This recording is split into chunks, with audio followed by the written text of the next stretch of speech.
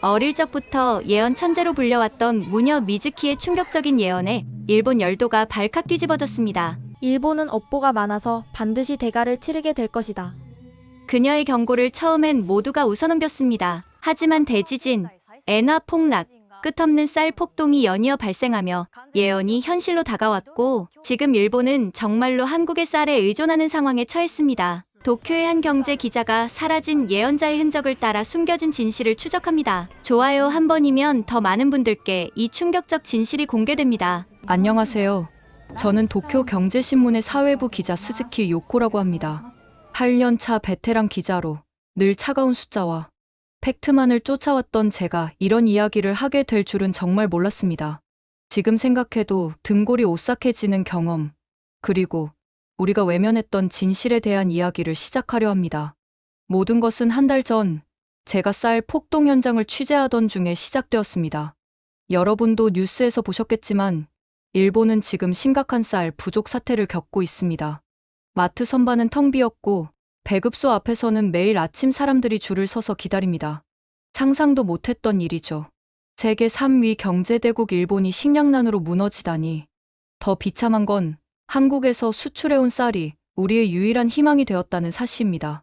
과거 우리가 식민 지배했던 나라에 이제는 손을 벌리게 되었으니 이보다 더 아이러니한 상황이 있을까요?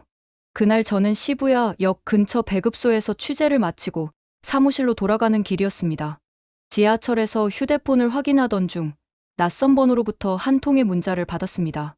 진실을 알고 싶다면 타마가와 신사로 오십시오. 무녀 미즈키가 모든 것을 예견했습니다. 처음엔 스팸 메시지라고 생각했습니다. 하지만 그 뒤에 덧붙여진 내용이 제 호기심을 자극했습니다. 3년 전 그녀는 지진, 엔화 폭락, 쌀 위기를 정확히 예언했습니다. 그리고 가장 두려운 네 번째 예언이 남아 있습니다. 저는 기자 본능으로 이 제보를 무시할 수 없었습니다. 다음 날 아침, 도쿄 외곽의 작은 타마가와 신사를 찾아갔습니다. 오래된 돌계단을 올라 붉은 돌이 문을 지나자 고요한 신사 경내가 펼쳐졌습니다. 그곳에서 저는 그녀를 만났습니다. 미즈키, 24살의 젊은 무녀. 전통 복장을 한 그녀의 모습은 평범했지만 그 눈빛은 달랐습니다. 마치 제 영혼을 꿰뚫어 보는 듯한 깊고 날카로운 눈동자. 기다리고 있었어요. 미즈키가 말했습니다. 당신이 과거의 죄를 마주할 사람입니다. 그 순간 저는 왠지 모를 한기를 느꼈습니다.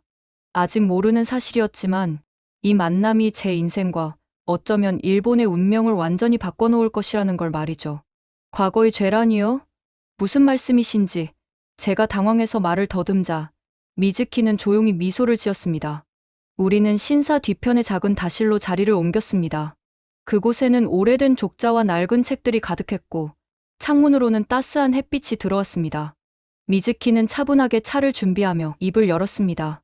요코 씨, 신문사에서 오신 거죠? 쌀 폭동에 대한 기사를 쓰고 계시겠네요. 제가 놀란 기색을 보이자 그녀는 차를 내리며 덧붙였습니다. 놀라지 마세요.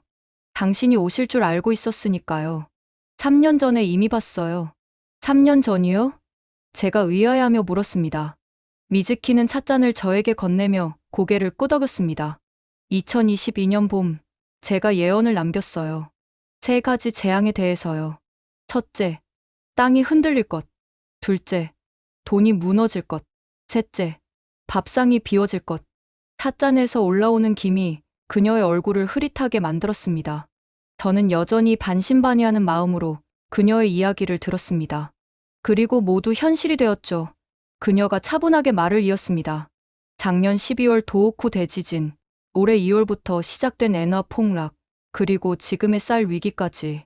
찻잔을 내려놓으며 저는 냉정을 유지하려 노력했습니다.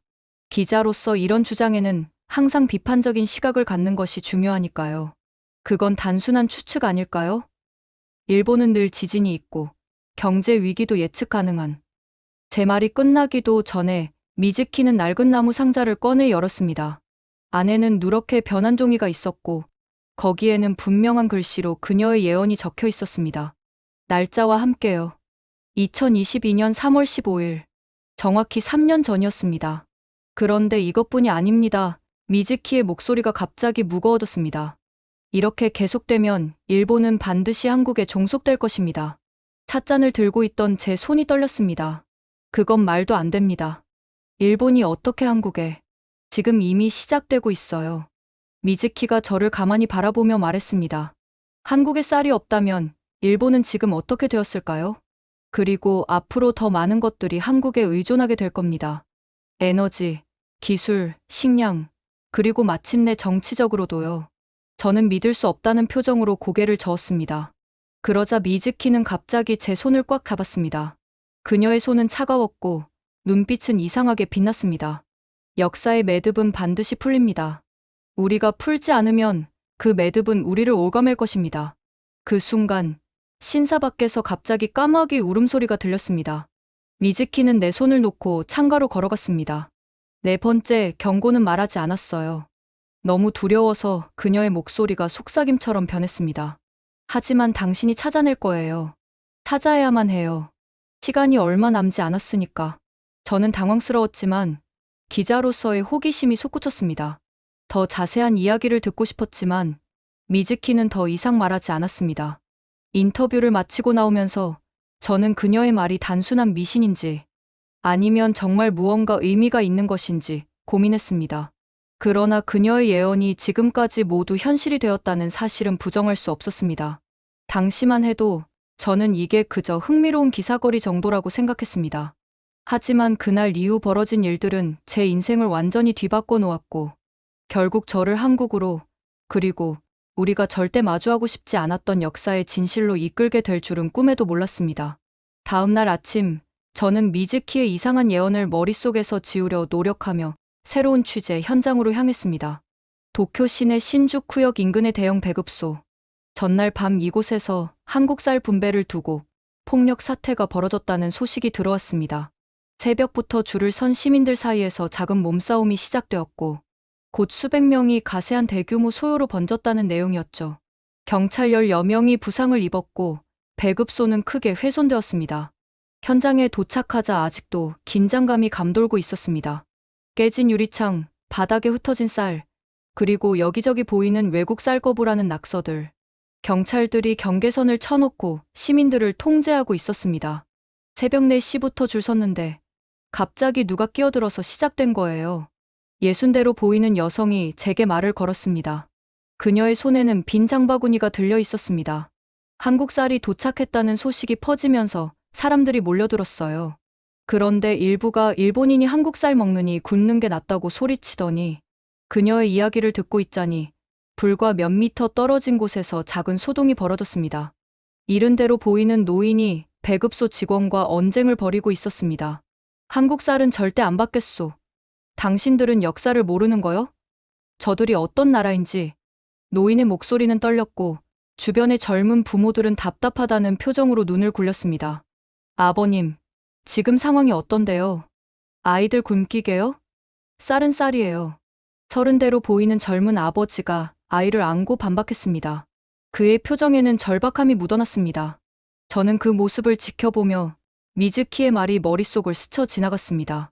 일본은 한국에 종속될 것, 이미 시작된 것일까요? 배급소 책임자인 타나카 국장을 만나 인터뷰를 시작했습니다. 상황이 매우 심각합니다. 국내 쌀 재고는 거의 바닥났고 한국에서 오는 쌀이 유일한 대안이에요.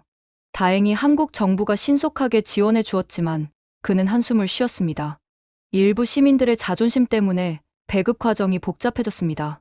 한국 쌀에 대한 거부감은 왜 그렇게 강한가요? 역사적 감정이죠. 특히 노년층에게는요. 과거 식민지였던 나라에 의존하게 된 현실이 받아들이기 힘든 거죠. 하지만 지금은 국가적 위기 상황입니다. 자존심을 내세울 때가 아닙니다. 취재를 마치고 사무실로 돌아가는 길, 편의점 TV에서 나오는 뉴스를 보았습니다. 한국 정부가 추가로 10만 톤의 쌀을 지원하겠다는 발표였습니다. 화면에는 서울 항구에서 일본행 선박에 쌀 포대를 싣는 모습이 나왔습니다.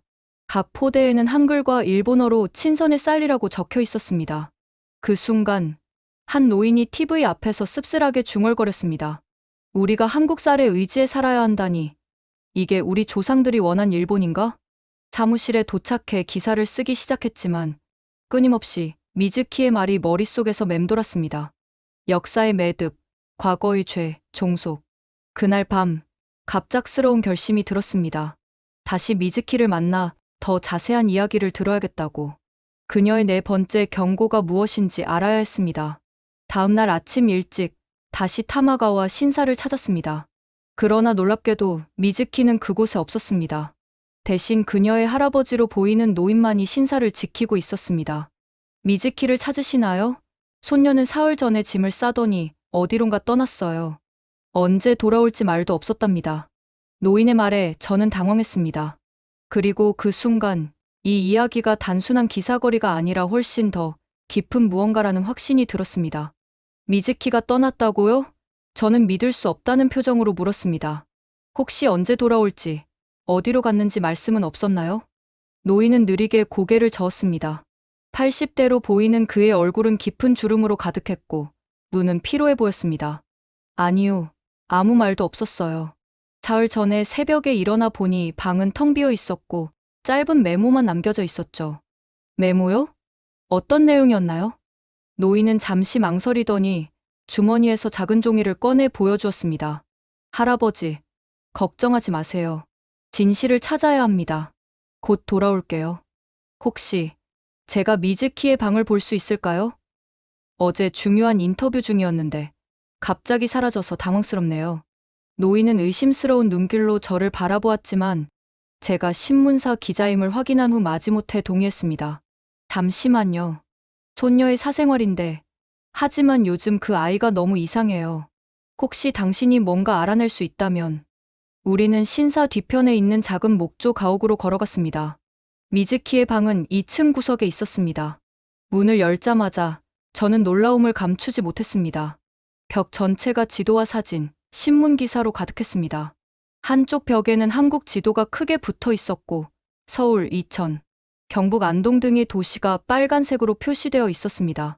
다른 벽에는 수십 개의 일본 역사 관련 기사들이 빼곡히 붙어 있었습니다.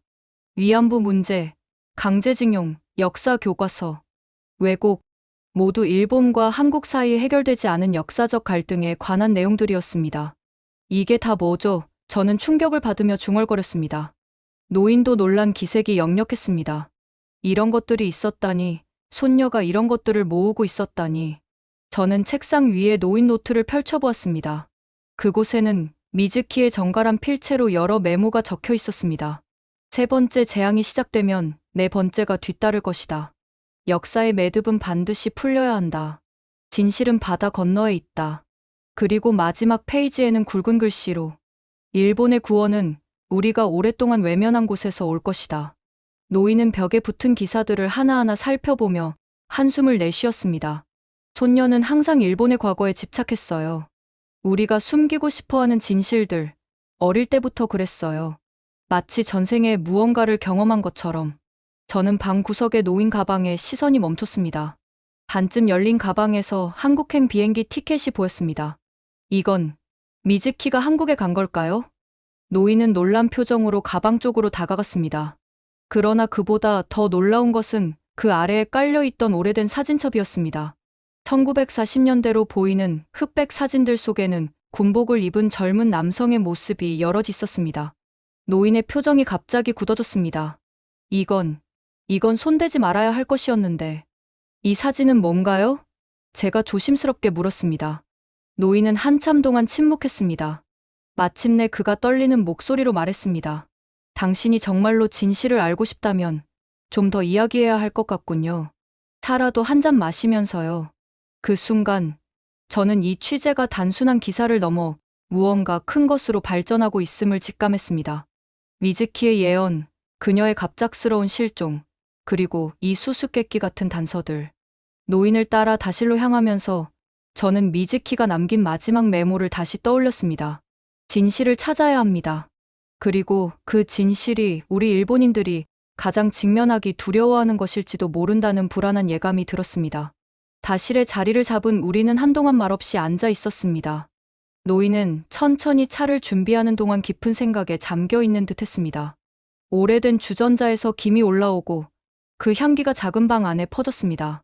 제 이름은 오노 히로시입니다. 노인이 마침내 입을 열었습니다.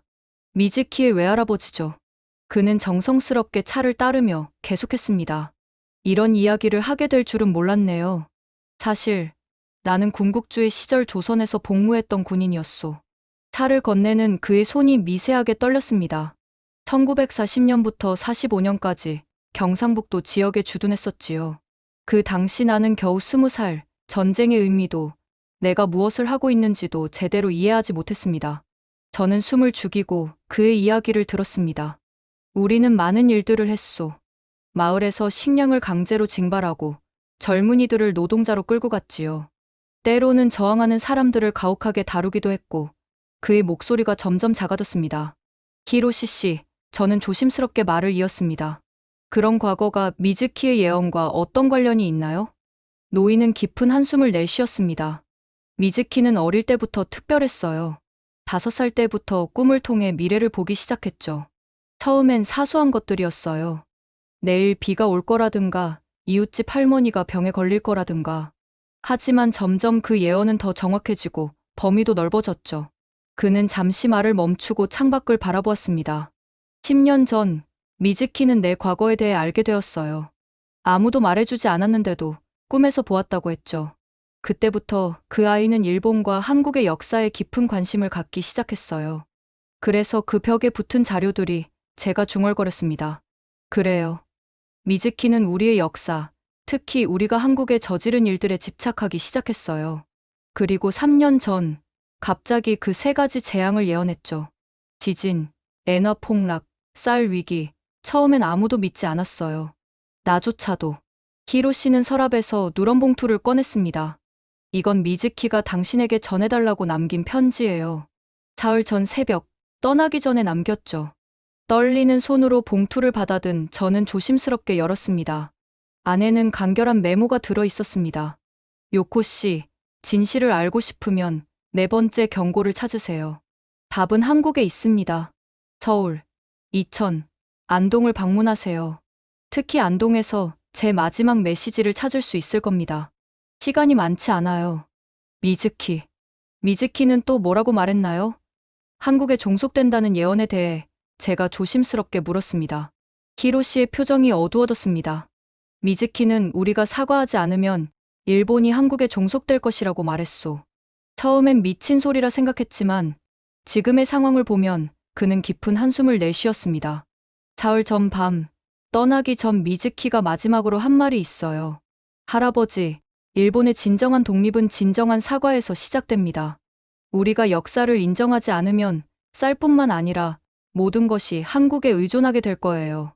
그리고는 새벽에 사라졌습니다. 저는 입술을 깨물며 편지를 다시 읽었습니다. 한국에 가야 한다니 이건 단순한 기사가 아니라 완전히 다른 차원의 취재가 될 것 같았습니다. 히로시 씨, 솔직히 말씀드리면 저는 아직도 미즈키의 예언을 온전히 믿지는 않습니다. 하지만 그녀의 흔적을 쫓아가 보려고 합니다. 혹시 그녀가 돌아오면 제게 연락해 주실 수 있을까요? 노인은 천천히 고개를 끄덕였습니다. 부탁 하나 드려도 될까요? 히로시가 떨리는 목소리로 말했습니다. 만약 진실을 찾게 된다면 그것이 얼마나 고통스럽더라도 우리 일본인들이 알 수 있게 해주세요. 나는 평생 침묵했고 그것이 옳은 일이라고 생각했소. 하지만 지금 보니 어쩌면 그게 우리의 가장 큰 실수였는지도 모르겠습니다. 다시를 나오면서 저는 미즈키의 방을 한 번 더 둘러보았습니다. 벽에 붙은 자료들, 지도에 표시된 장소들, 그리고 책상 위에 남겨진 마지막 메모. 일본의 구원은 우리가 오랫동안 외면한 곳에서 올 것이다. 회사로 돌아가는 길, 저는 갑자기 두려움을 느꼈습니다. 이 이야기를 편집장에게 어떻게 설명해야 할지, 한국 취재를 어떻게 승인받을 수 있을지, 그리고 무엇보다 미즈키가 말한 4번째 경고가 정말로 현실이 된다면 어떻게 될지. 하지만 한 가지는 분명했습니다. 이 이야기는 이제 단순한 취재를 넘어 저와 일본의 운명에 관한 것이 되었습니다. 사무실에 돌아온 저는 바로 편집장 타케다를 찾아갔습니다. 65살의 타케다 편집장은 일본 언론계의 중진으로 30년이 넘는 경력을 가진 노련한 기자였습니다. 하지만 동시에 보수적인 성향으로도 유명했죠. 타케다 편집장님, 잠시 시간 좀 내주실 수 있을까요? 그의 사무실에 들어서자 편집장은 모니터에서 시선을 떼고 저를 바라보았습니다. 요코, 쌀 폭동 기사는 어떻게 됐나? 마감이 임박했는데. 그게, 기사는 거의 완성됐습니다. 하지만 새로운 취재 방향이 생겼습니다. 저는 미즈키와의 만남, 그녀의 예언, 그리고 할아버지 히로시의 고백에 대해 설명했습니다. 미즈키의 방에서 발견한 역사 자료들과 한국행 비행기표, 그리고 일본이 한국에 종속될 거지라는 충격적인 예언까지. 편집장의 표정이 말씀드릴수록 점점 굳어졌습니다. 잠깐 편집장이 손을 들어 저를 멈추게 했습니다. 지금 무슨 소리를 하고 있는 거지? 24살 무녀의 예언을 근거로 역사 문제와 쌀 위기를 연결시키겠다고? 단순한 예언이 아닙니다. 이미 3가지가 현실이 되었고, 말도 안 되는 이야기다. 편집장이 책상을 내리쳤습니다. 지금은 국가적 위기 상황이야. 과거사와 현재 위기를 연결짓는 건 위험한 발상이라고. 하지만 편집장님, 미즈키의 할아버지가 직접 증언했습니다. 그는 조선에서 복무했던. 그래서 뭐? 80년 전 일을 지금 다시 꺼내서 뭘 어쩌겠다는 거지?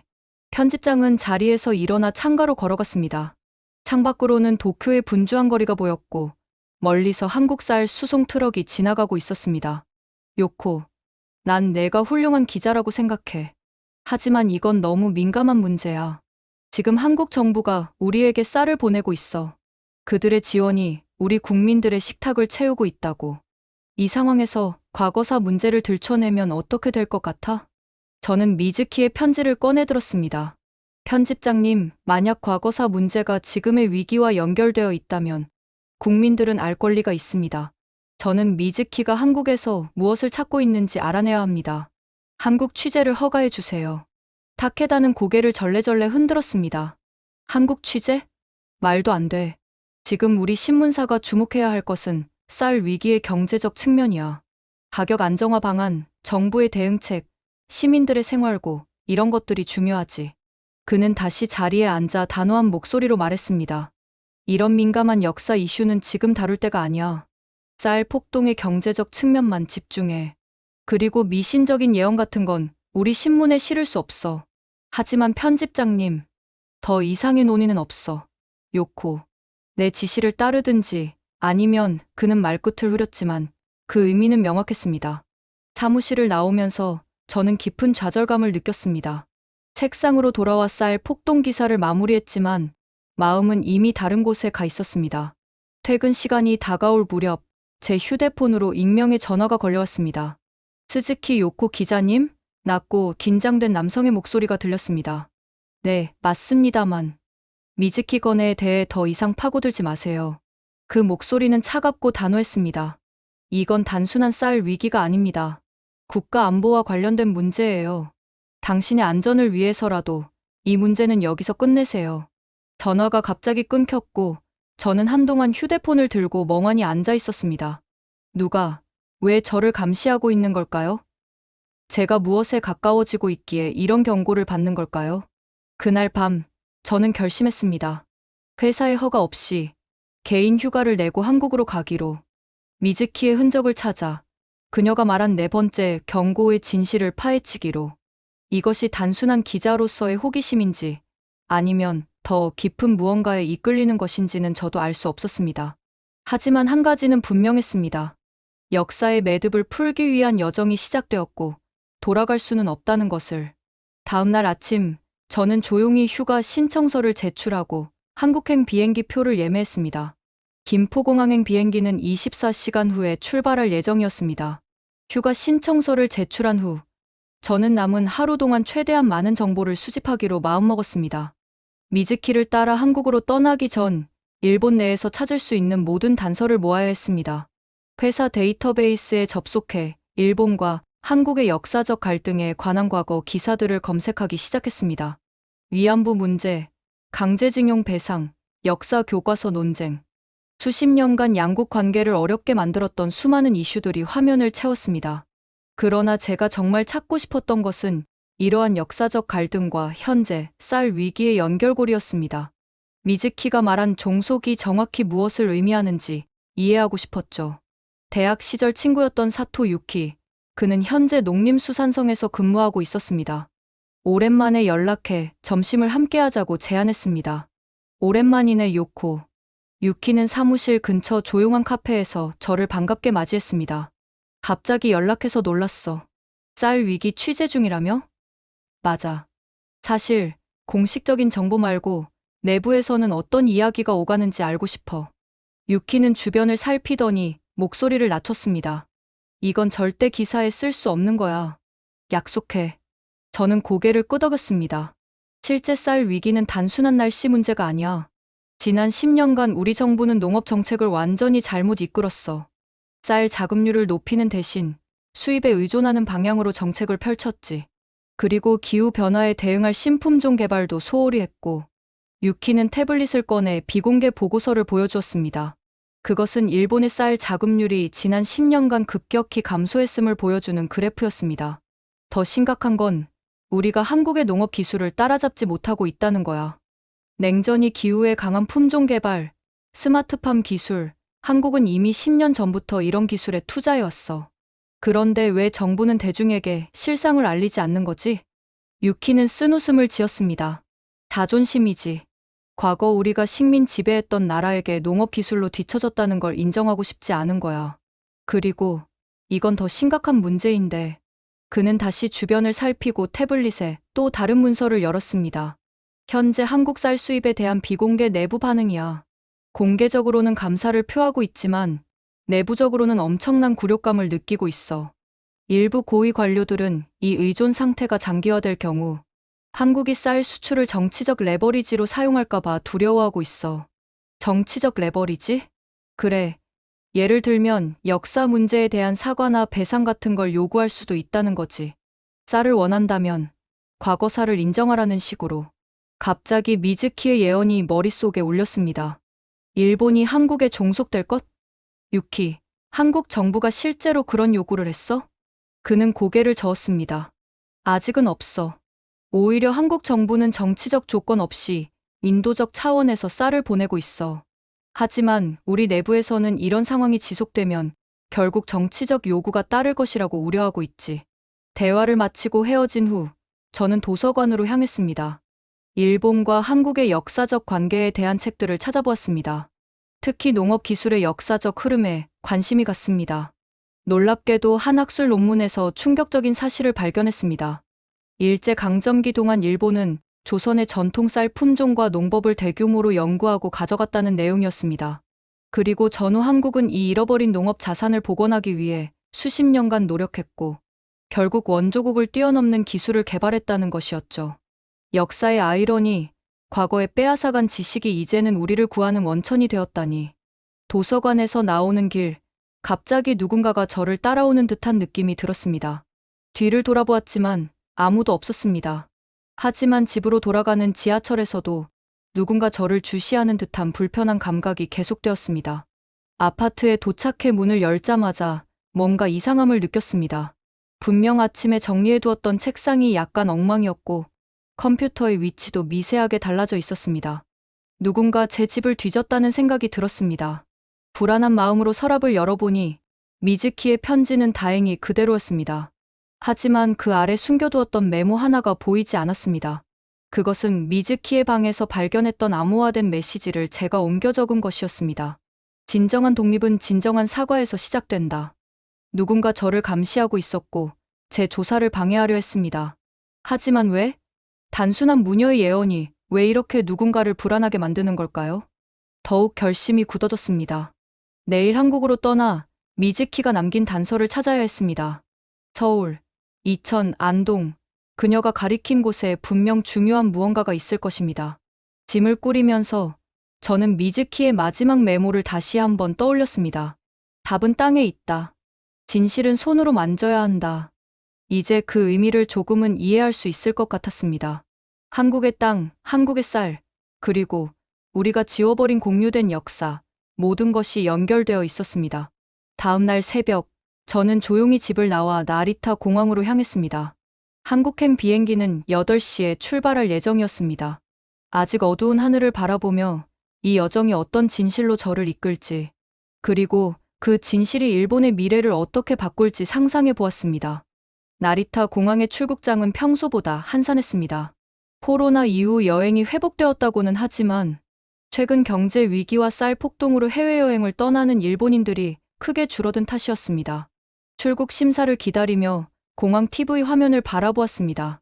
뉴스에서는 한국의 추가 쌀 지원 소식이 나오고 있었습니다. 한국 정부는 오늘 추가로 5만 톤의 쌀을 일본에 지원한다고 발표했습니다. 이번 지원은 앞서 보낸 10만 톤의 72번째 지원으로 한국 농림부 장관은 어려움에 처한 이웃 국가를 돕는 것은 당연한 인도적 의무라고 밝혔습니다. 화면에는 한국 인천항에서 일본으로 향하는 배에 쌀 포대를 싣는 모습이 비춰졌습니다. 그리고 일본 고베항에서는 한국 쌀을 환영하는 현수막을 든 시민들과 반대로 불욕적 수입 거부라는 피켓을 든 시위대가 대치하는 모습도 보였습니다.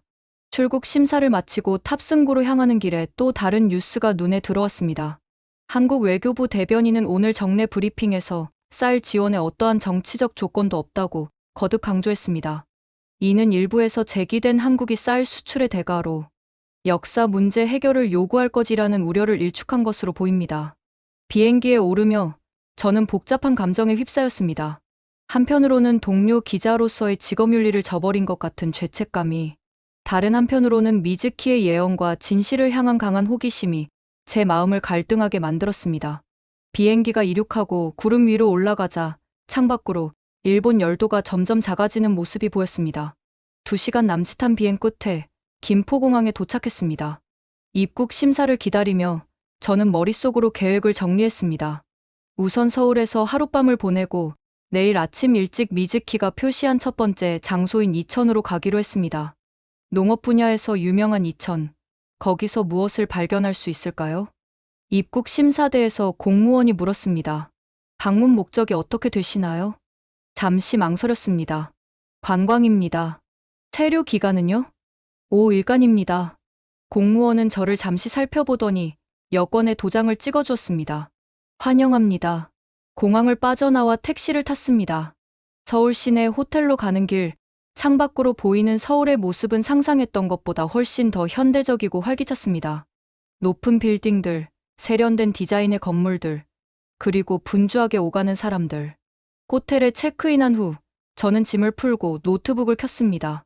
미즈키가 표시한 세 곳에 대해 더 자세히 조사하기 시작했습니다. 이천은 한국에서 쌀 생산으로 유명한 지역이었습니다. 특히 친환경 농법과 첨단 농업 기술의 결합으로 최고급 쌀을 생산하는 곳이라고 했습니다. 안동은 전통 문화가 잘 보존된 역사적인 도시로 특히 일제강점기 독립운동의 중심지 중 하나였다고 합니다. 다음 날 아침 일찍 저는 이천으로 향하는 버스에 올랐습니다. 서울에서 약 2시간 거리에 있는 이천은 전원적인 풍경이 펼쳐진 평화로운 도시였습니다. 버스에서 내려 농업연구소를 향해 걸어가는 길, 넓게 펼쳐진 논들이 햇빛에 반짝이는 모습이 인상적이었습니다. 이천 친환경 쌀 연구센터라는 간판이 보였습니다. 연구소는 현대적인 건물이었지만 전통적인 요소도 함께 갖추고 있었습니다. 입구에 들어서자 안내 데스크에 젊은 여성이 앉아 있었습니다. 안녕하세요. 무엇을 도와드릴까요? 그녀는 일본어로 저에게 말을 걸었습니다. 놀란 표정으로 바라보자 그녀는 미소를 지었습니다. 일본에서 오신 것 같아서요. 저희는 많은 일본 관광객들이 방문하셔서 기본적인 일본어를 배워두었습니다. 아, 감사합니다. 저는 이곳의 농업 기술에 관심이 있어서 왔습니다. 특별히 쌀 재배 방법에 대해 알고 싶어요. 물론이죠. 지금 마침 연구소 투어가 있어요. 함께 하실래요? 투어에 참여하면서 저는 한국의 선진 농업 기술의 놀라움을 금치 못했습니다. 특히 기후 변화에 대응하기 위한 새로운 쌀 품종 개발과 스마트팜 시스템은 일본보다 훨씬 앞서 있었습니다. 이 품종은 고온과 건조에도 잘 자라며 병충해에도 강합니다. 연구원이 설명했습니다.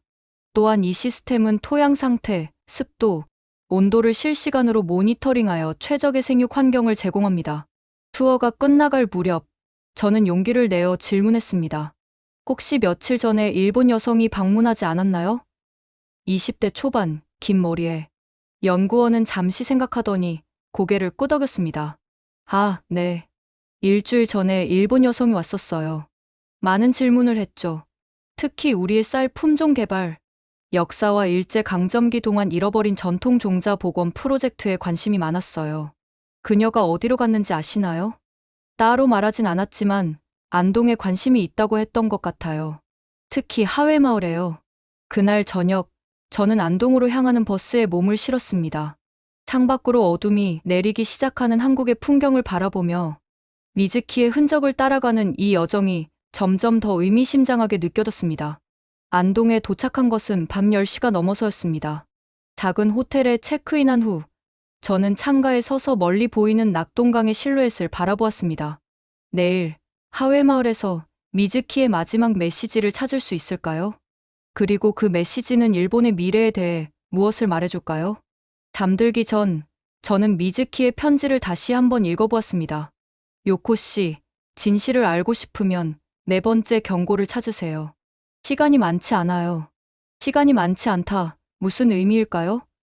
일본의 위기가 더 심각해진다는 것인지, 아니면 다른 무언가를 암시하는 것인지, 내일 안동에서 그 답을 찾을 수 있기를 바라며 저는 잠에 들었습니다.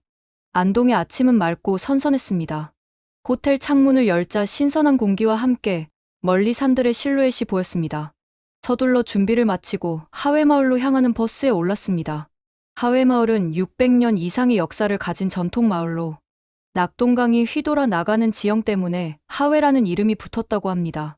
버스에서 내려 마을 입구로 걸어가는 길, 고즈넉한 풍경에 마음이 차분해졌습니다. 전통 가옥들이 늘어선 마을은 마치 시간이 멈춘 듯 했습니다.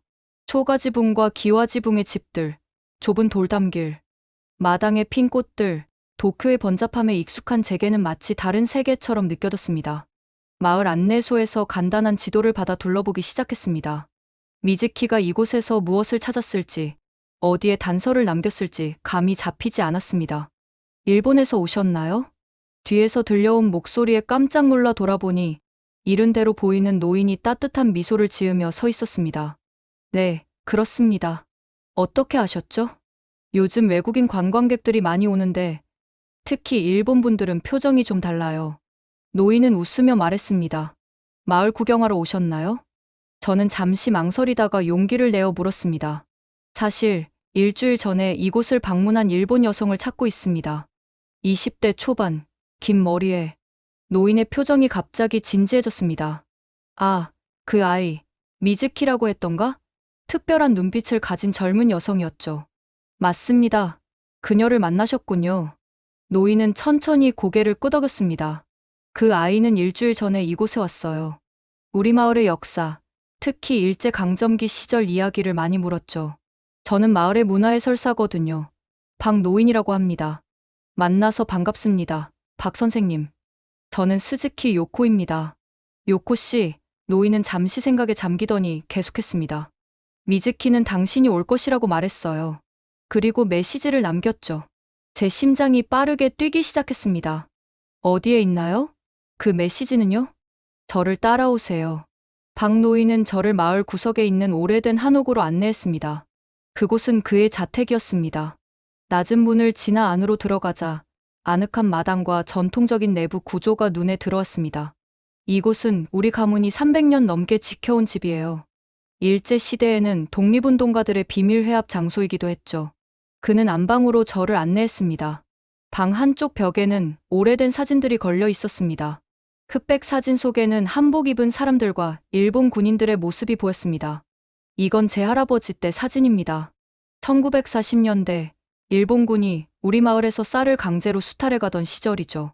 사진 속에는 쌀 포대를 트럭에 싣는 일본 군인들과 멀리서 이를 지켜보는 한국인들의 모습이 담겨 있었습니다. 그 광경은 현재 일본에서 한국 쌀을 받는 상황과 묘하게 대비되었습니다. 미즈키는 이 사진들을 보고 울었어요. 박노인이 말했습니다. 그리고는 이것을 남겼죠. 그는 낡은 서랍에서 봉투 하나를 꺼내줬습니다. 봉투 앞면에는 제 이름이 한글과 일본어로 쓰여 있었습니다. 떨리는 손으로 봉투를 열었습니다. 안에는 USB 메모리와 짧은 편지가 들어 있었습니다.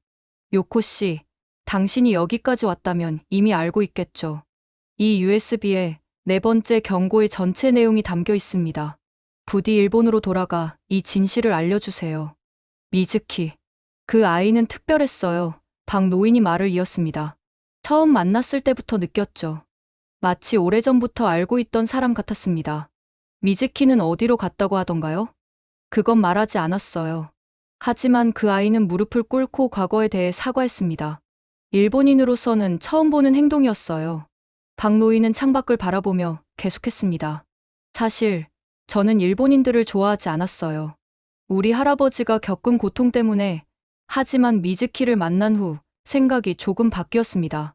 진정한 사과는 정부의 공식 성명이 아니라 개인의 마음에서 시작되는 것 같아요. 저는 USB를 꼭 쥐며 고개를 숙였습니다. 박 선생님, 소중한 이야기와 이것을 전해주셔서 감사합니다. 요코 씨, 한 가지 더 말해도 될까요? 노인의 눈에 깊은 감정이 어렸습니다. 역사는 되풀이됩니다. 하지만 우리가 진실을 마주한다면 그 고리를 끊을 수 있어요. 호텔로 돌아온 저는 곧바로 노트북을 켜고 USB를 연결했습니다. 안에는 단 하나의 비디오 파일이 있었습니다. 심호흡을 하고 재생 버튼을 눌렀습니다. 화면에 미즈키가 나타났습니다. 하회마을의 전통 가옥을 배경으로 그녀는 카메라를 똑바로 바라보고 있었습니다. 요코 씨, 이 메시지를 보고 계시다면 당신은 진실을 찾기 위한 여정을 시작한 것입니다. 감사합니다. 그녀는 잠시 침묵했다가 계속했습니다. 3년 전, 저는 3가지 재앙을 예언했습니다. 지진, 경제 위기, 식량 부족, 그리고 지금 그 모든 것이 현실이 되었습니다. 하지만 4번째 경고는 말하지 않았어요. 너무 두려웠기 때문입니다. 미즈키의 눈에 눈물이 고였습니다. 요코 씨, 4번째 경고는 이것입니다. 일본이 한국에 진정으로 사과하지 않으면 반드시 한국에 종속될 것입니다. 이것은 신의 벌이 아니라 역사의 필연입니다. 쌀 위기는 시작에 불과합니다. 그녀는 손에 들고 있던 종이를 보여주었습니다. 그것은 일본 농림수산성의 내부 보고서로 앞으로 10년간 일본의 식량, 자급률이 급격히 하락할 것이라는 예측이 담겨 있었습니다. 기후변화, 농업 인구 감소, 기술 투자 부족. 일본은 앞으로 더 많은 분야에서 한국에 의존하게 될 것입니다. 에너지, 첨단 기술, 심지어 문화까지. 이것이 제가 본 미래입니다. 그녀는 카메라에 더 가까이 다가왔습니다. 하지만 운명은 바꿀 수 있습니다. 우리가 과거의 잘못을 진정으로 인정하고 사과하고 배상한다면, 그리고 겸손하게 도움을 요청한다면 이것은 종속이 아닌 동등한 협력의 관계가 될 수 있습니다. 미즈키의 목소리가 더욱 간절해졌습니다. 일본의 위기는 자연의 재앙이 아니라 마음의 재앙입니다. 우리가 거부한 것은 단순한 쌀이 아니라 겸손과 진실, 그리고 화해의 정신입니다. 요코 씨, 부디 이 메시지를 일본 사람들에게 전해주세요. 아직 늦지 않았습니다. 영상이 끝나고 저는 한동안 움직일 수 없었습니다. 머릿속에서 미즈키의 말이 계속 울려 퍼졌습니다. 일본으로 돌아가야 한다는 생각이 들었습니다. 이 진실을 알려야 했습니다. 하지만 과연 누가 믿어줄까요? 편집장은 이미 이 주제를 거부했고 정부 관계자는 제게 경고까지 했습니다. 그날 밤, 잠들기 전 창밖으로 하회마을의 고요한 밤을 바라보며 결심했습니다. 어떤 대가를 치르더라도 이 진실을 알려야 한다고. 그것이 기자로서, 그리고 일본인으로서 제가 해야 할 일이었습니다. 다음 날 아침, 안동에서의 마지막 행선지로 한국농업기술연구원 안동분원을 방문하기로 했습니다. 미즈키의 흔적을 좀 더 찾아보고 싶었고, 그녀가 말한 종속의 의미를 더 깊이 이해하고 싶었습니다. 연구원은 하회마을에서 버스로 30분 거리에 있었습니다. 현대적인 건물 외관과 달리 내부는 첨단 장비와 연구 시설로 가득했습니다. 방문객 투어에 참가하면서 저는 한국의 농업 기술이 얼마나 발전했는지 실감할 수 있었습니다. 이곳에서는 일본을 포함한 아시아 전역의 기후 변화에 대응할 수 있는 새로운 쌀 품종을 연구하고 있습니다. 가이드가 설명했습니다. 특히 고온과 건조에 강하고 병충해에 저항성이 있는 품종 개발에 중점을 두고 있죠. 한 전시실에서 동아시아 쌀 품종 복원 프로젝트라는 패널을 발견했습니다. 그곳에는 일제강점기 동안 일본으로 가져간 한국, 토종 쌀 품종들을 다시 복원하는 연구 과정이 전시되어 있었습니다. 투어가 끝난 후 저는 용기를 내어 연구소 책임자 김 박사를 만나볼 수 있는지 물었습니다. 제가 일본 언론인이라고 밝히자 다행히도 짧은 인터뷰 기회를 얻을 수 있었습니다. 김 박사는 60대 초반의 온화한 인상의 남성이었습니다. 그의 사무실 벽에는 전 세계농업연구소와의 협력 인증서들이 걸려 있었고, 그 중에는 일본 기관들과의 것도 여러 보였습니다. 스즈키 씨, 무엇을 도와드릴까요? 그는 유창한 일본어로 물었습니다. 현재 일본의 쌀 위기와 한국의 지원에 관해 취재하고 있습니다. 특히 한국의 농업 기술이 어떻게 이렇게 발전하게 되었는지 궁금합니다. 김 박사는 미소를 지었습니다. 역설적이게도 그 시작은 일제강점기에 있습니다. 일본이 우리의 토종 품종과 농법을 연구하고 가져간 후 우리는 해방 이후 그것을 다시 찾고 복원하는 과정에서 더 깊은 연구를 하게 되었죠. 위기가 기회가 된 셈입니다. 그는 컴퓨터 화면을 제게 보여주었습니다. 화면에는 일본 기후 적응형 쌀 품종 개발 프로젝트라는 제목의 연구 자료가 띄워져 있었습니다. 사실 우리는 5년 전부터 일본의 기후 변화에 대비한 품종을 연구해왔습니다. 과학자로서 기후 위기는 국경을 초월한 문제라고 생각하기 때문이죠. 그럼 지금 일본에 보내는 쌀도 이 연구의 결과인가요? 맞습니다. 우리가 제공하는 것은 단순한 쌀이 아닙니다. 지속 가능한 농업의 미래입니다. 우리는 일본의 쌀 지원과 함께 이 품종의 종자와 재배 기술도 제안했습니다. 그런데 일본 정부는 어떤 반응을 보였나요? 김 박사의 표정이 다소 굳어졌습니다. 솔직히 말하자면 기대했던 것보다 소극적입니다. 쌀은 받지만 기술 협력 제안에는 거리를 두는 모습이죠. 아마도 정치적인 이유가 있겠지요. 정치적인 이유라면? 역사 문제입니다. 한국과 일본 사이에는 아직 해결되지 않은 많은 역사적 갈등이 있죠. 일부 일본 정치인들은 우리의 지원이 이러한 역사 문제를 들춰내는 계기가 될까 봐 경계하는 것 같습니다. 김 박사는 잠시 생각하더니 계속했습니다. 한국 정부는 공식적으로 쌀 지원에 어떤 정치적 조건도 달지 않았습니다. 하지만 솔직히 말해서 많은 한국인들은 이것이 과거, 일본이 우리에게 행한 일들에 대한 일종의 역사적 정의라고 느끼고 있어요. 그의 말에 미즈키의 예언이 떠올랐습니다. 일본이 한국에 종속될 것? 김 박사님, 혹시 미즈키라는 일본 여성을 만나셨나요? 일주일 전에 이곳을 방문했을 겁니다. 그는 눈을 크게 뜨며 고개를 끄덕였습니다. 네, 기억합니다. 특별한 눈빛을 가진 젊은 여성이었죠. 우리 연구에 깊은 관심을 보였고, 특히 미래 식량 안보와 한일 협력에 관해 많이 물었습니다. 그녀가 무엇을 알고 싶어 했는지 기억하시나요? 주로 두 가지였습니다. 첫째, 한국의 쌀 기술이 일본을 구할 수 있는지. 둘째, 한국 정부가 이를 어떻게 활용할 계획인지. 마치 우리가 일본을 압박하려는 의도가 있는지 확인하려는 것 같았어요. 그리고 선생님의 답변은 무엇이었나요? 김 박사는 깊은 한숨을 내쉬었습니다. 저는 과학자입니다. 정치적 계산이 아닌 인류의 미래를 생각합니다. 우리의 기술은 일본을 구할 수 있습니다. 하지만 일본이 먼저 도움을 청하고 과거의 문제를 인정하는 용기를 가져야 합니다. 이것은 종속이 아닌 상호 협력의 문제죠. 인터뷰를 마치고 나오면서 제 마음은 복잡한 감정으로 가득 찼습니다.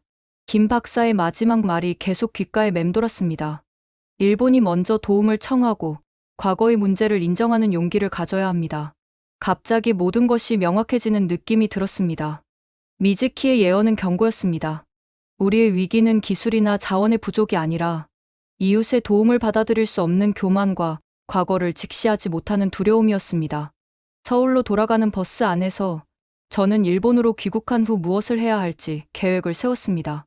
미즈키의 비디오, 김 박사와의 인터뷰, 그리고 제가 수집한 모든 증거들, 이것들을 어떻게 일본 사회에 전할 수 있을까요?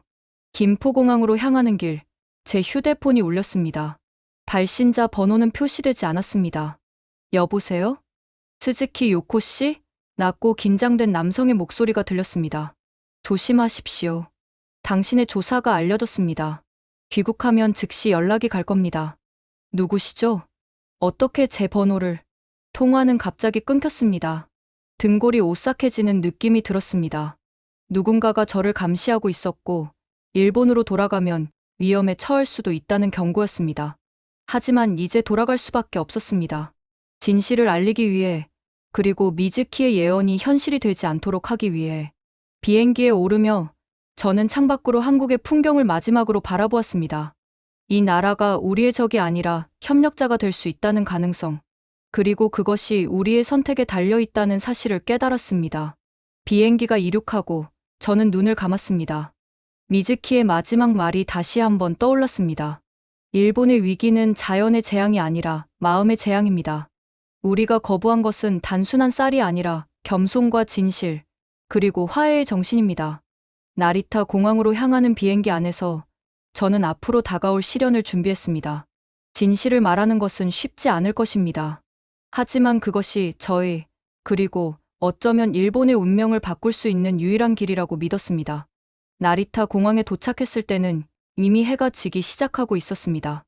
입국 심사를 마치고 짐을 찾아 출구로 향하는 동안 주변을 살피는 것을 잊지 않았습니다. 정말로 누군가가 저를 감시하고 있는지, 그 익명의 전화는 진짜였는지 확인하고 싶었습니다. 공항 로비에 들어서자마자 정장 차림의 두 남성이 제게 다가왔습니다. 스즈키 요코 씨, 첫 번째 남성이 말했습니다. 저희와 잠시 이야기를 나눌 수 있을까요? 누구신지요? 저는 경계하며 물었습니다. 국가안보국 소속입니다. 걱정하지 마세요. 공개된 장소에서 이야기하겠습니다. 저는 순간 도망칠까 생각했지만 이미 늦었다는 것을 알았습니다. 그들은 저를 공항 내 카페로 안내했습니다. 요코 씨, 한국에서 무엇을 하셨나요? 두 번째 남성이 조용히 물었습니다. 관광이었습니다. 쉴 시간이 필요해서. 안동과 이천은 일반적인 관광지가 아닙니다. 첫 번째 남성이 끼어들었습니다. 특히 농업연구소를 방문하는 것은 더욱 그렇죠. 그들은 이미 제 모든 행적을 알고 있었습니다. 속일 수 없다는 것을 깨달았습니다. 취재였습니다. 일본의 쌀 위기와 한국의 지원에 관한. 미즈키라는 여성을 찾고 계셨죠? 첫 번째 남성이 날카롭게 물었습니다. 저는 침묵했습니다. 요코 씨, 국가 안보에 관련된 사안입니다. 미즈키가 당신에게 무엇을 주었습니까? 그녀를 만나지 못했습니다. 거짓말입니다. 하회마을에서 USB를 받았죠. 그들은 정말로 모든 것을 알고 있었습니다. 저는 깊은 숨을 들이마셨습니다. 맞습니다. 하지만 그건 단지 개인적인 메시지였어요. 국가 안보와는 관련이 없습니다. 두 남성은 서로 눈빛을 교환했습니다. 요코 씨, 지금 상황이 얼마나 민감한지 이해하셔야 합니다. 쌀 위기로 인해 국민들의 불안이 고조된 상태에서 한국과의 관계를 더 악화시킬 수 있는 정보는 매우 위험합니다. 진실이 왜 위험합니까? 국민들은 알 권리가 있습니다. 모든 진실이 공개되어야 하는 것은 아닙니다. 두 번째 남성이 말했습니다. 특히 국가적 위기 상황에서는요. 그들은 제게 USB를 요구했고 저는 거부했습니다. 결국 그들은 더 이상 압박하지 않았지만 마지막 경고를 남겼습니다. 요코 씨, 현명한 선택을 하시길 바랍니다. 경제신문 사회부 기자로서의 커리어가 중요하다면 이 문제는 여기서 마무리하세요. 집으로 돌아온 저는 문이 약간 열려 있는 것을 발견했습니다. 조심스럽게 안으로 들어가자 아파트 전체가 뒤져진 흔적이 있었습니다. 서랍은 열려 있었고 책상 위 서류들은 흐트러져 있었습니다. 다행히 USB는 제 몸에 지니고 있었습니다. 하지만 메시지는 분명했습니다. 그들은 진실이 퍼지는 것을 원하지 않았고 저를 막기 위해 어떤 일도 할 수 있다는 것. 그날 밤 노트북을 켜고 글을 쓰기 시작했습니다. 미즈키의 예언, 한국에서의 발견, 역사적 연결고리, 모든 것을 상세히 기록했습니다. 그리고 USB에서 미즈키의 비디오 파일을 추출해 저장했습니다. 다음 날 아침, 회사로 향하는 길은 평소보다 긴장되었습니다. 주변을 계속 살피며 누군가 저를 미행하고 있는지 확인했습니다. 경제신문 사옥에 도착해 엘리베이터를 타고 사회부가 있는 층으로 올라갔습니다. 사무실에 들어서자마자 동료들의 시선이 저에게 쏠렸습니다. 그리고 곧바로 편집장 타케다가 저를 사무실로 불렀습니다. 요코, 무슨 생각으로 허가 없이 한국에 갔지? 문을 닫자마자 그가 화를 냈습니다. 휴가라고 거짓말하고. 취재였습니다. 편집장님. 중요한 사실을 발견했고 국가안보국에서 연락이 왔어. 너 지금 감시 대상이라고. 대체 무슨 짓을 한 거야? 저는 깊은 한숨을 내쉬었습니다. 진실을 찾았습니다. 우리의 쌀 위기가 단순한 자연재해가 아니라는 것. 그리고 한국과의 관계. 그만, 타케다가 소리를 질렀습니다. 요코, 너는 해고되었어. 지금 당장. 뭐라고요? 회사 규정 위반, 무단 해외 출장, 국가안보 위협. 이유는 충분해. 오늘부로 출입증을 반납하고 개인 물품만 가져가. 이렇게 끝날 거라고 예상은 했지만 실제로 그 말을 들으니 충격이었습니다. 하지만 이상하게도 두려움보다는 결연함이 더 강하게 느껴졌습니다. 편집장님, 마지막으로 한 가지 질문해도 될까요? 타케다는 지친 표정으로 고개를 끄덕였습니다. 진실을 숨기는 것이 정말 국익에 도움이 된다고 생각하십니까? 장기적으로 봤을 때도요? 그는 잠시 침묵했다가 창밖을 바라보며 말했습니다. 요코, 넌 좋은 기자야. 하지만 세상은 내가 생각하는 것처럼 단순하지 않아. 때로는 진실보다 안정이 더 중요할 때가 있어. 그렇다면 우리는 역사를 반복할 뿐입니다. 사무실을 나와 제 자리로 돌아와 개인 물품을 정리하기 시작했습니다. 동료들은 멀리서 수군거리며 바라보았지만 누구도 다가오지 않았습니다. 그들도 무엇이 위험한지 알고 있었겠죠. 하지만 한 명, 초년 기자 마코토가 조심스럽게 다가왔습니다. 선배님, 그가 작은 목소리로 말했습니다. 무슨 일인지 모르겠지만 만약 도움이 필요하시다면. 고마워, 마코토. 나중에 연락할게. 출입증을 반납하고 회사를 나오는 순간 저는 이상한 자유로움을 느꼈습니다. 직업은 잃었지만 제 양심은 지켰습니다. 아파트로 돌아와 노트북을 켰습니다. 이제 어떻게 진실을 알릴지 생각해야 했습니다. 대형 언론사는 불가능했고 블로그나 소셜 미디어도 너무 쉽게 검열될 수 있었습니다. 마코토에게 연락했습니다. 그는 독립 뉴스 플랫폼 진실의 목소리와 연결되어 있었고 그곳이라면 제 이야기를 실을 수 있을 것이라고 했습니다. 밤새도록 글을 다듬고 미즈키의 비디오를 편집했습니다. 그리고 마침내 일본의 쌀 위기와 역사적 활애, 예언자의 경고라는 제목의 기사를 완성했습니다. 다음 날 아침, 기사는 진실의 목소리에 실렸고 미즈키의 비디오 일부도 함께 공개되었습니다. 처음에는 조용했습니다. 하지만 점차 SNS를 통해 기사가 퍼지기 시작했습니다. 몇 시간 후, 제 휴대폰이 쉴 새 없이 울렸습니다. 다른 독립 매체들, 시민단체들, 그리고 심지어 몇몇 외국 언론까지 인터뷰를 요청해왔습니다. 그날 저녁, 저는 쌀 폭동이 계속되고 있는 신주쿠 지역으로 나갔습니다. 노트북과 카메라를 들고 시민들의 목소리를 직접 듣고 싶었습니다. 폭동 현장 근처 한 시민이 제게 말을 걸었습니다. 당신이 그 기사를 쓴 스즈키 요코 씨죠? 봤어요. 정말 충격적이었어요. 곧 여러 사람들이 모여들었고 저는 그들에게 진실을 이야기했습니다. 우리의 위기는 자연재해가 아닌 오만과 고립의 결과입니다. 한국은 우리를 돕고 싶어 하지만 우리는 과거를 인정하지 않는 한 진정한 협력이 불가능합니다. 처음에는 혼란스러운 반응이 많았습니다. 분노, 불신, 당혹감. 하지만 점차, 특히 젊은 세대 사이에서 생각해볼 만한 의견이라는 공감대가 형성되기 시작했습니다. 우리가 역사를 직시하지 않으면 미래도 잃을 수 있습니다. 저는 계속했습니다. 이것은 굴욕의 문제가 아니라 화해와 협력의 문제입니다. 그날 밤, 집으로 돌아가는 길에 저는 누군가 저를 따라오는 것을 느꼈습니다. 빠른 걸음으로 귀가했지만 문 앞에서 2명의 경찰관이 기다리고 있었습니다. 스즈키 요코 씨, 공공안전방해 및 허위 정보 유포 혐의로 동행을 요청합니다. 저는 깊은 숨을 들이쉬었습니다. 이것이 진실을 말한 대가였습니다. 하지만 후회는 없었습니다. 미즈키의 메시지는 이미 전달되었고 작은 변화가 시작되고 있었습니다. 경찰차 뒷좌석에 앉으면서 저는 창밖으로 도쿄의 밤거리를 바라보았습니다. 어딘가에 미즈키도 이 모든 것을 지켜보고 있을까요? 그리고 과연 일본은 역사의 매듭을 풀고 진정한 독립과 화해의 길을 찾을 수 있을까요? 경찰서에서의 48시간은 악몽 같았습니다. 좁은 유치장, 끝없는 신문, 그리고 고립. 하지만 제 정신은 굳건했습니다. 그들이 원하는 답변, 미즈키의 위치, USB의 출처, 한국 정부와의 연계 가능성을 주지 않았습니다. 마침내 변호사의 도움으로 석방되었습니다. 공식적인 혐의는 허위 정보 유포로 인한 공공불안 조성이었지만 증거 부족으로 일단 풀려났습니다. 석방 조건은 명확했습니다. 추가 취재 금지, 관련 발언 자제, 당국에 계속 출두할 것. 아파트로 돌아오니 문이 봉인되어 있었습니다. 압수수색 진행 중이라는 경고문이 붙어 있었습니다. 결국 가까운 호텔로 향했습니다. 호텔 방 TV를 켜자 뉴스가 나오고 있었습니다.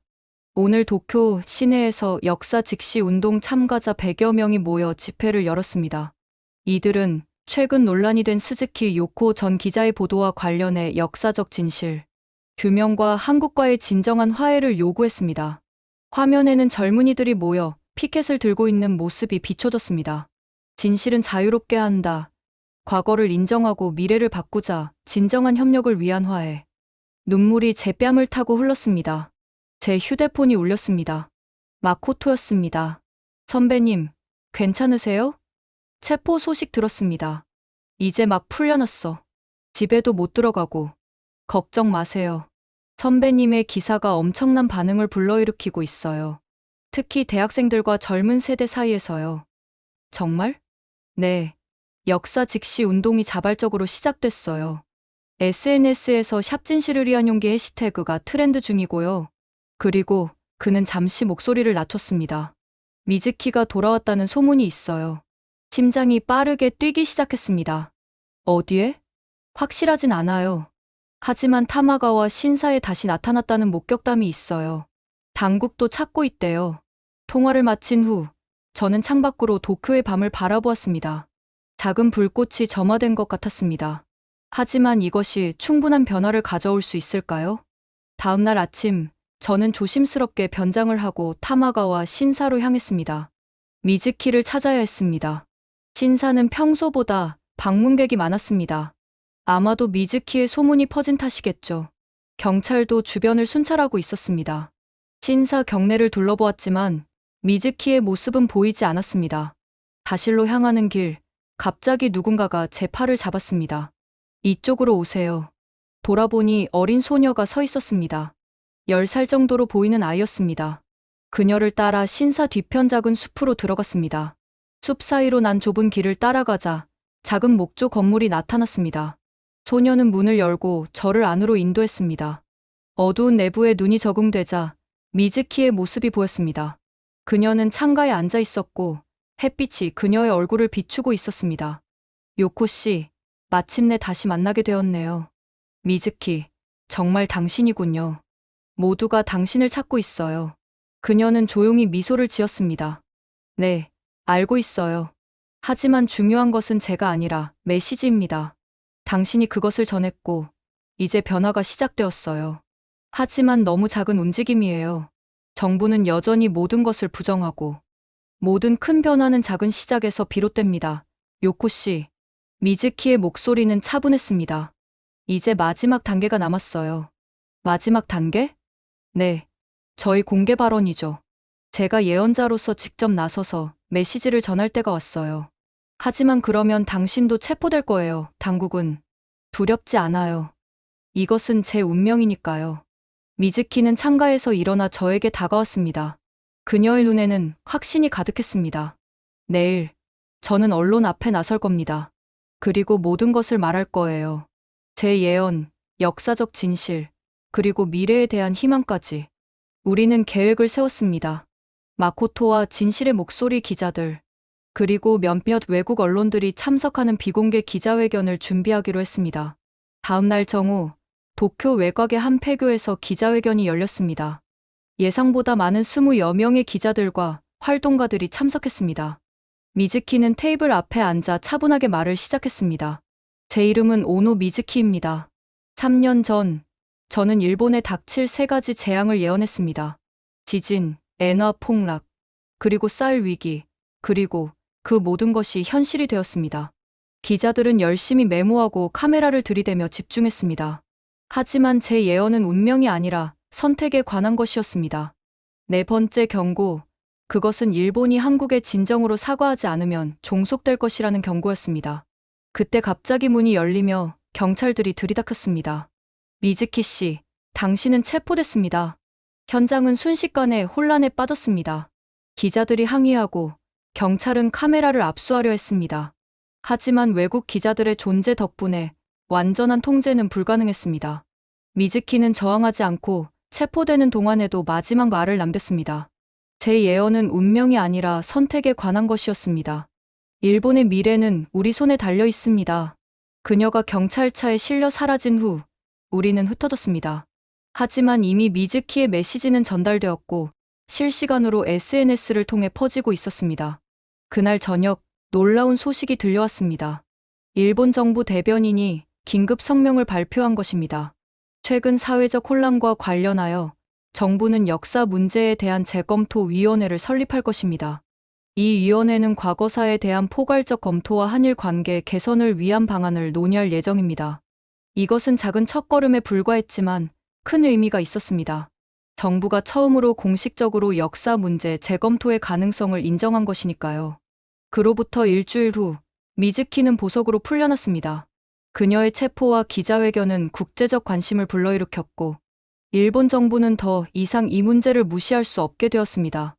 역사 직시 운동은 계속 확산되었고 특히 젊은 세대 사이에서 역사, 교과서 개정과 한국과의 진정한 화해를 요구하는 목소리가 커졌습니다. 한 달 후, 저와 미즈키는 한국에서 개최된 동아시아 평화 포럼에 초청받았습니다. 그곳에서 우리는 한국과 일본의 시민단체, 역사학자, 정치인들이 함께 모여 과거를 직시하고 미래를 논의하는 놀라운 광경을 목격했습니다. 포럼 마지막 날, 미즈키는 무대에 올라 짧게 소감을 말했습니다. 예언은 운명이 아니라 경고였습니다. 그리고 이제 우리는 그 경고를 받아들이고 새로운 선택을 하기 시작했습니다. 진정한 독립은 때로는 진정한 사과에서 시작됩니다. 도쿄로 돌아오는 비행기 안에서 저는 창밖의 구름을 바라보며 생각했습니다. 일본은 아직 완전한 변화를 이루지 못했고 여전히 많은 저항과 어려움이 있었습니다. 하지만 작은 불씨는 이미 타오르기 시작했고 그것이 결국 큰 불길이 될 수 있다는 희망이 생겼습니다. 미즈키는 눈을 감고 쉬고 있었습니다. 그녀의 평화로운 표정을 보며 저는 그녀의 예언이 단순한 경고가 아니라 더 나은 미래를 위한 이정표였음을 이해했습니다. 과거를 인정하는 용기가 미래를 바꿀 수 있다는 것, 그리고 진정한 독립은 때로는 진정한 사과에서 시작된다는 것. 그것이 예언자의 마지막 경고가 우리에게 가르쳐 준 진실이었습니다. 예언자와 기자의 만남이 일본 사회에 던진 파문은 이제 시작일 뿐입니다. 과거를 직시하고 진심 어린 사과가 진정한 독립의 첫걸음임을 일본은 깨달았을까요? 여러분의 한 번의 좋아요와 구독이 더 많은 이들에게 이 메시지를 전할 수 있습니다. 댓글로 여러분의 생각을 나눠주세요. 다음 이야기에서 또 만나겠습니다. 코리아 원더풀이었습니다.